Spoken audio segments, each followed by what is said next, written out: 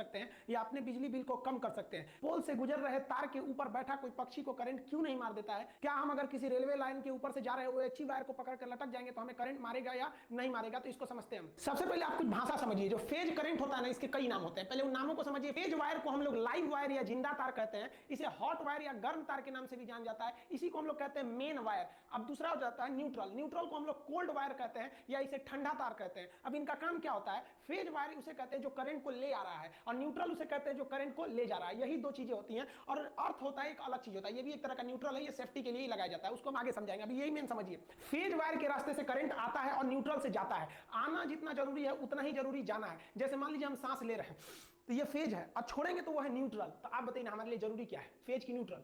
भैया एको को कम होगा ना तो हम मर जाएंगे। ठीक, ऐसे थोड़ी होगा खाली फेजे पे रह जाएंगे, खाली इसे छोड़ते रहेंगे न्यूट्रल पे हो जाएंगे। तो फेज और न्यूट्रल दोनों जरूरी है। जैसे एक चोर जाता है चोरी करने के लिए, तो घुसले रह जाएगा अंदर तो सुबेरे पिटाएगा वो। मान लीजिए बिना घुसले निकल गया तो फिर फायदा क्या हुआ, उसको चोरी किया। तो चोर जाने का रास्ता वो फेज, और जिधर से कूद के भागेगा वो न्यूट्रल। दोनों जरूरी है, फेज और न्यूट्रल। तगड़ा कौन मारता है भैया? दोनों बराबर है। सुरक्षा के लिए हम फेज तार को हम रेड कलर से रंग देते हैं, और जो न्यूट्रल होता है इसे किसी अन्य कलर से रंग दिया जाता है। अर्थिंग वायर को हमेशा हम हरा रखते हैं। अर्थिंग को लास्ट में समझेंगे। यहाँ देखिए, ये लाल वाला तार फेज के लिए हो सकता है, ये न्यूट्रल में आप किसी को भी यूज कर सकते हैं, लेकिन याद रखिएगा हरा तार का प्रयोग हमेशा अर्थिंग में करते हैं। देखिए, जब तक आपके पास न्यूट्रल नहीं रहेगा ना, आपको बिजली का झटका नहीं लग सकता। करंट कहता है कि हम चले जाएंगे, जैसे हमको लौटने का रास्ता मिल गया तभी हम करंट मारेंगे। अगर लौटने का रास्ता नहीं है ना तो हम करंट मारेंगे ही नहीं मारेंगे। तो जो ट्रांसमिशन लाइन आ रही होती है, इसमें न्यूट्रल जानबूझ के नहीं दिया जाता है कि गलती से भी कोई इसे टच कर जाए तो उसे केवल फेज मिले। अगर न्यूट्रल दे देंगे तो लौटने का रास्ता मिल जाएगा, उसे करंट मार देगा। इसमें देखिएगा यहाँ पर पक्षी बैठे हुए हैं, इन पक्षियों को करंट नहीं मारेगा क्योंकि ये केवल फेज पर बैठे हैं। न्यूट्रल मिलेगा तभी मारेगा। यहाँ इस पक्षी को देखिए, इसमें भी देखेंगे एक फेज है, ये 3 ठो फेज हो गया, और एक हम ब्लैक कलर से कर देते हैं, और ये वाला हो जाएगा आपका न्यूट्रल। इस तीनों में से एक जो होता है, 4 में से एक जो होता है वो न्यूट्रल होता है। अब जैसे ये देखिए, ये पक्षी फेज पे बैठा है, ये भी फेज पे, ये भी फेज पे। दो फेज वगैरह फेज पे बैठने से कभी करंट नहीं मारेगा, लेकिन जैसे ये न्यूट्रल पे टच हो जाएगा इसको करंट मार देगा। जैसे यहाँ देखिए ना, ये बकलोलवा को ये क्या किया, आपने पंजा से इसको पकड़े हुए है और ठोड़ से, चोंच से इसको पकड़ लिया है। लेकिन मान लिया कि एक ठो ये वाला क्या है, फेज है, और दूसरा ये नीचे वाला न्यूट्रल है, तो यहां से इसके ठोड़ से तो करंट घुस जाएगा, और करंट जैसे पैर के पास आएगा उसको समझ गया कि अरे भैया जाने का रास्ता मिल गया, न्यूट्रल मिल गया, मार इसको, झनाक से उड़ जाएगा। या फिर ऐसा भी हो सकता है कि नीचे वाला फेज हो, ऊपर वाला न्यूट्रल, तो नीचे पैर के रास्ते करंट घुस जाएगा, और ठोड़ के रास्ते से देख लेगा कि जाने का रास्ता है तो मार देगा इसको, इसे जुड़ा मरेगा ये। अगर ये फेज और न्यूट्रल पर बैठा है तब देखेंगे तो एक कौवा यहां बैठा हुआ है, ये कौवा फेज पर बैठा हुआ है, तो इसको करंट नहीं मारेगा क्योंकि न्यूट्रल नहीं है इसके पास। लेकिन ये आदमी को देखिए, बकलोलवा को, अपने जमीन पर खड़ा है, तो जमीन से इसको न्यूट्रल मिल जाएगा क्योंकि करंट को जाने के लिए न्यूट्रल जमीन है। सबसे बड़ा न्यूट्रल जो होता है वो जमीन होता है, तो ये तो न्यूट्रल ऑलरेडी है, और इसके ऊपर से ये किसी लोहे के छड़ द्वारा इसको छू दिया है, तो ये तो छू के ले आया है किसको, ये तो लेके आ रहा है फेज को। अपने पैर जमीन पे खड़ा है, मिल गया न्यूट्रल, फेज न्यूट्रल मिल गया, मारेगा इसे, जो मरेगा ये। देखिए, रेलवे का जो ओवरहेड इक्विपमेंट OHE वायर गया रहता है, अगर आप इस वायर को पकड़ के लटक जाते हैं तो आप तो केवल एक फेज बन गए, मतलब करंट जो है वायर से आपके शरीर में आ गया है, लेकिन आपको झटका नहीं मारेगा क्योंकि झटका मारने के लिए उसको चाहिए न्यूट्रल। आपको न्यूट्रल नहीं है। आप कहेंगे तो ट्रेन कैसे चल जाती है? तो ट्रेन जो होती है ऊपर से लेती है फेज, और उसके रास्ते उसके मोटर में आता है करंट, और चक्का जो होता है उसके इस रेल पटरी पर रहता है, और जगह जगह से रेल पटरी को जमीन से जोड़ा गया रहता है वायर द्वारा, तो पटरी से मिल जाता है न्यूट्रल और ट्रेन चल जाती है। अगर कोई इलेक्ट्रिक मिस्त्री पोल पर चढ़ा होता है तो वो अपने हाथ में रबड़ का ग्लव पहने रहता है जो इंसुलेटर का काम करता है। साथ ही अगर आप देखेंगे तो इसमें ये एक तो ये फेज हो गया 3 ठो, और ये वाला एक हो गया न्यूट्रल। तो ये देखिए, ये केवल इन फेज के पास में है, न्यूट्रल पे नहीं है। इसको करे, जहां ये न्यूट्रल को टच करेगा इसको भी मार देगा। तो आपको न्यूट्रल पे बच के रहना है। ट्रेन के ऊपर अगर आप चढ़ जाते हैं कोई दिक्कत नहीं है। ट्रेन के ऊपर चढ़ के अगर OHE को पकड़ लिए तब तो मारेगा ही आपको, क्योंकि ट्रेन जो है वो जमीन से टच में, आपको मिला है न्यूट्रल और ऊपर से ले लिया फेज, आपको उड़ा देगा, उड़ जाएंगे आप तुरंत। लेकिन अगर आप लटक के झुलवा झूल रहे हैं तो कोई दिक्कत नहीं, आप झुलवा झूलिए, किसी पे इस पे झूलिए, लेकिन याद रखिए झूला झूलते समय ना अगर आप न्यूट्रल पे टच हुए ना तो झुला देगा अच्छा से। कोई इलेक्ट्रिक मिस्त्री आपके घर काम करने आता है तो होशियार रहता है ना, तो दस्ताना पहन लेता है रबड़ का ताकि करंट ना आ पाए। अब इसको देखिए, ये होशियार है, ये बकलोलवा को देखिए, ये ऐसे ही नंगे हाथ से ऐसे छू रहा है, और ये पकड़ लिया फेज वगैरह को। अब देखिए ये क्या करते हैं, होशियार होते हैं इलेक्ट्रिक मिस्त्री, चप्पल उतार देते हैं ऐसे, और चप्पल के ऊपर खड़े हो जाते हैं। जानते हैं कि चप्पल पहनेंगे तो कहीं हल्का सा भीगा हुआ होगा तो ग्राउंड पे टच होने की संभावना ज्यादा रहती है, तो उतार के ऊपर बैठ जाते हैं कि नीचे तो ग्राउंड में टच नहीं होंगे, अब काम कर रहे होते हैं सब, तो ये टच भी कर लेते हैं ना, तो फेज आ गया इनके शरीर में। अब इनका शरीर भी एक तरह से फेज बन गया है, लेकिन चप्पल के ऊपर खड़े हैं तो इन्हें करंट नहीं मारेगा। और बाकी लोगों से कह देते हैं कि बाबू हमको टच मत करना है, क्योंकि जानते हैं कि बबुआ अगर टच करेगा तो वो जमीन पे खड़ा है, वो बन जाएगा न्यूट्रल, उड़ा देगा उसको। तो अगर आप उसको टच कर लेते हैं तो वो तो था फेज, आप जैसे इसको टच किए हैं आपका पैर जमीन पे है, और अगर जमीन के संपर्क में आ गया, नंगे पर है आप या फिर भीगा हुआ है, तो फिर मार देगा, वो हो जाएगा जाने का रास्ता न्यूट्रल। अब जमीन हो गया न्यूट्रल और तार हो गया आपका फेज, और आप मिस्त्री और वो दोनों लोग क्या हो गए, बॉडी बन गए लोग, आप लोग को उड़ा देगा। तो ये मिस्त्री जो है ये देखिए ये होशियार भी है स्मार्ट भी है, इस कर्मफोर है। अर्थिंग समझिए क्या होता है, अर्थिंग का यूज केवल सेफ्टी के लिए किया जाता है। जैसे मान लीजिए कि यहां से करंट आ रहा है तो रेड वाला फेज है वो ला रहा है और न्यूट्रल है ब्लैक वाला, तो आप इसमें से इसको खोसिएगा तो करंट लेके आएगा और करंट इस फ्यूज में गया है, तो देखिए यहां से तो रेड वाला करंट है ये तो आ गया फेज और इसको चालू कर देगा फ्रिज को और लौटने का रास्ता ये न्यूट्रल से ये लौट जाएगा। लेकिन जब कभी कोई इक्विपमेंट ज्यादा काम कर देते हैं, पुराने हो जाते हैं, तो हो सकता है कि यहां पर तार कहीं घिस गया हो पुराना होने से और घिसने के बाद इसके बॉडी से टच हो गया हो।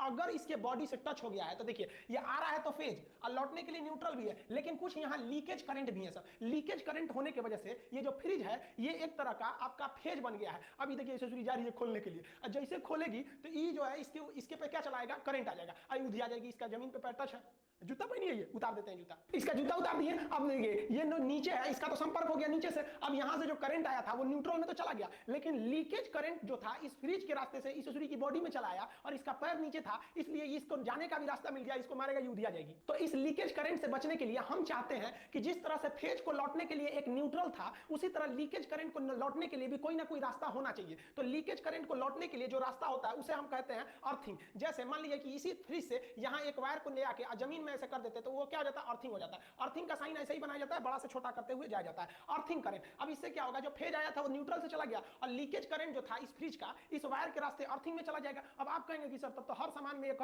खोज उसमें खोद करिए और उसमें तार बांध के जगह जगह घर फोड़ के उसको अर्थिंग करिए, घरे खराब हो जाएगा ये अर्थिंग से। तो देखिए अर्थिंग सेफ्टी देता है, इसको कहां लगाया जाता है, अर्थिंग जो होता है ना इसका जो प्रतिरोध होता है, क्वेश्चन पूछेगा कितना होना चाहिए, तो अर्थिंग का प्रतिरोध रेसिस्टेंस बहुत ही कम होना चाहिए, 8 ओम से भी कम होना चाहिए। जबकि हमारे शरीर का जो प्रतिरोध होता है, अगर शरीर भीगा है तो 1000 होता है और अगर सूखा है तो 1 लाख हो जाता है। तो यानी हमारा शरीर सूखा है तो करंट को 1 लाख से धकेलेगा और भीगा है तो 1000 से धकेलेगा, और जो अर्थिंग होता है वो महज 8 ओम से धकेलता है। इसलिए कोई भी कहां जाता है, प्रतिरोध मतलब होता है रुकावट, ब्रेकर। अब आप बताइए आप गाड़ी से जा रहे हैं, एक तो ब्रेकर इतना ऊंचा है, अब बगल वाला ब्रेकर थोड़ा सा है, तो गड़िया वाला को देखते हैं मुड़ा के जाता है, कहता दूर हचका पे से कौन जाएगा। तो हमारे शरीर का प्रतिरोध यानी ब्रेकर ज्यादा हैवी होता है और अर्थिंग का ब्रेकर कम होता है, इसलिए लीकेज करंट इधर न जाके नीचे चला जाता है। अर्थिंग के लिए अर्थिंग का प्रतिरोध हमेशा कम रखा जाता है, 8 ओम से इसे नीचे रखना चाहिए। देखिए अर्थिंग को ही हम ग्राउंड कहते हैं, ये एक तरह से सेफ्टी के लिए यूज किया जाता है, जबकि ये एक तरह से कहिए तो जो लीकेज करंट है उसे वापस जाने के लिए रास्ता दे देता है। अर्थिंग वायर हमेशा और हमेशा हरा रंग का रहना चाहिए, इसे 10-15 फीट जमीन के अंदर गाड़ दिया जाता है, एक प्लेट को, तांबे का प्लेट, और उससे एक तो रॉड निकाला जाता है, उसमें कोयला, चारकोल, नमक को डाल दिया जाता है ताकि अच्छे से गल के उसमें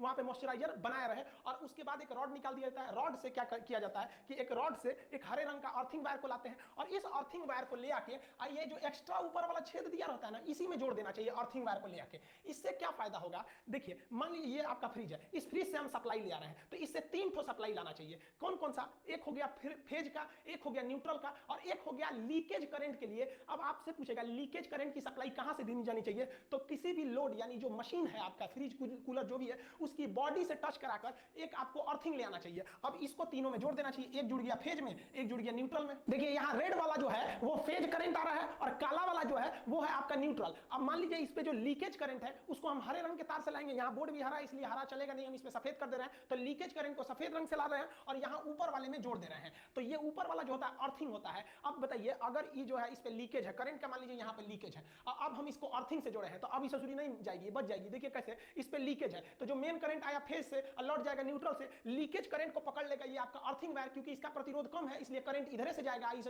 आदमी का प्रतिरोध ज्यादा होता है इसलिए इधर से नहीं जाएगा और ये होते हुए इस प्लग में चला जाएगा और इस बड़े वाले को हम लोग ऊपर वाले में खोस देते हैं और ये इस रास्ते से जमीन में चला जाएगा। अतः लीकेज करंट गया जमीन में, जमीन सबसे बड़ा चार्ज सिंक है, इसमें कितना भी वोल्ट का करंट दे दीजिए ये सोख लेता है। तो ये हो गया आपका अर्थिंग वायर। अब क्वेश्चन पूछता है कि अर्थिंग का जो ये वाला पिन होता है ये मोटा और सबसे लंबा क्यों बनाया जाता है, तो देखिए हम ये इसमें क्यों बनाया जाता है, जैसे मान लीजिए कि हम इसमें खोसे इसमें, तो हमको सबसे ज्यादा जरूरी क्या है कि फ्रिज भले देर से चले लेकिन करंट ना मारे, इसलिए अर्थिंग वायर को लंबा बनाते हैं कि पहले ही ये किसमें घुस जाए, प्लग में घुस जाए। और जैसे डालेंगे पहले प्लग में घुस जाएगा तो सबसे पहले ये प्लग जो है ये किससे संबंधित है, ये अर्थिंग वायर से संबंधित है और ये किसको लेके आ रहा है, लीकेज करंट को। तो जैसे घुसाएंगे तो सबसे पहले लीकेज करंट को भेज दिया और लीकेज करंट को भेज दिया, उसके बाद ये दोनों का साइज सेम होता है, ये घुसेगा तब इसको देगा फेज और न्यूट्रल। पता चला पहले ही फेज दे दिए अब बाद में लीकेज को ले जा रहे हैं, उसी बीच कोई छू लेगा तो उसको धमाक से उड़ा देगा। इसे मोटा बनाने का दूसरा एक और रास्ता है कि हमें अर्थिंग करंट का जो रेसिस्टेंस जो प्रतिरोध है उसको कम रखना है, क्योंकि करंट धड़ाक से चला है प्रतिरोध कम होने की वजह से। प्रतिरोध कम करने के लिए किसी भी वायर को मोटा किया जाता है, तो जानबूझ के इसे मोटा कर दिया जाता है कि इसका प्रतिरोध घट जाए और उधर से लीकेज करंट फटाक से चला इसमें।